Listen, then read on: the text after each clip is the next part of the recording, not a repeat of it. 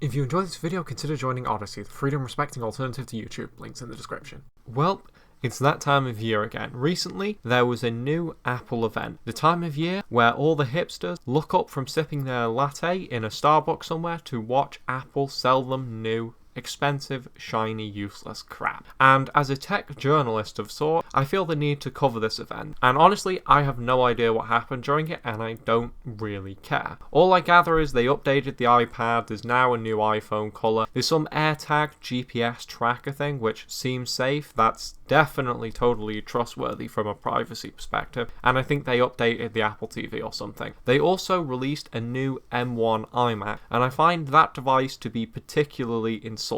But I'm going to cover it on this channel anyway, because I think at some point that thing might be able to run Linux. But mostly I just find it very, very insulting. So let's go ahead and navigate over to the iMac page and I'll show you what I mean.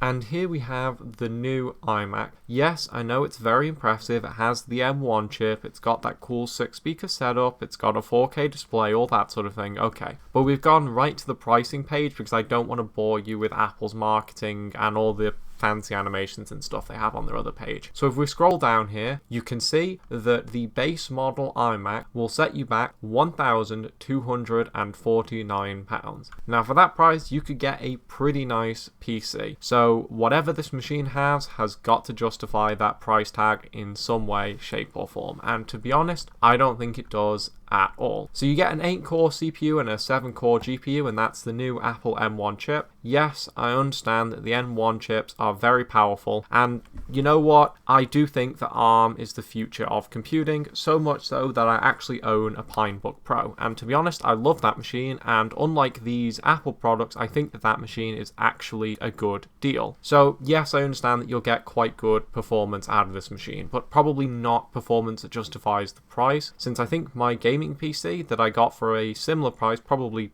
less, several years ago now at this point, still outperforms these things. So for that price, you get 256 gigabytes of storage, which that's a complete and utter joke. Give the user a smaller SSD and some hard drive storage. Come on, that's just common sense. If you're working with video files or that sort of thing, which a lot of creative professionals who buy Macs will be, that storage is going to fill up really quickly. You get 8 gigabytes of RAM, which is nowhere near enough for what one of these machines is going to be used for. For this price, I would expect at least 16 gigabytes. But hey, if you want 16 gigabytes, you have to pay £200 extra. What an absolute joke. You get a 24-inch 4.5K Retina display. Okay, I get it. 4K displays are still expensive. Factoring in the price, that's okay. Fair enough. You get 2 Thunderbolt/USB 4 ports, so that's of the USB Type-C connector. I do love USB-C, so that's pretty cool. And you'll see that these two things are blank. We'll get into that later. You also get the Magic Keyboard, which I believe comes in a different color depending on which of the color options you go with. Okay, that's a nice touch, but it doesn't justify the price at all. If we move up to the next price tier, you get an 8-core CPU and an 8-core GPU, and for that extra price, you get 2 USB 3 ports, which is basically a necessity at the moment, Gigabit Ethernet, and you get Touch ID on the keyboard. Have you ever wanted to pay £200 for 2 USB 3 ports and Gigabit Ethernet? Something that most computers have with no additional cost. £200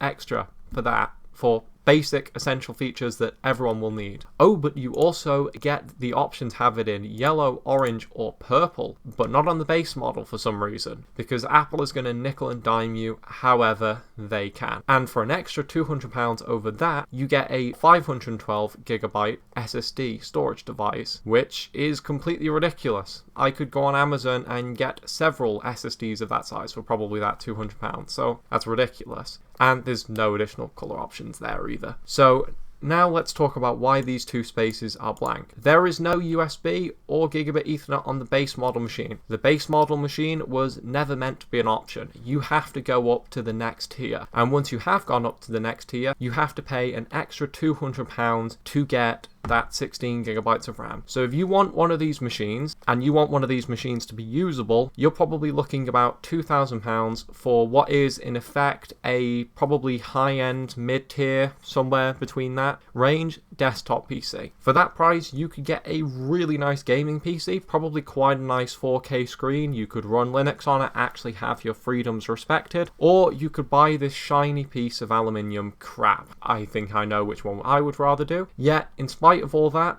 I still want one of these things because they come in pink.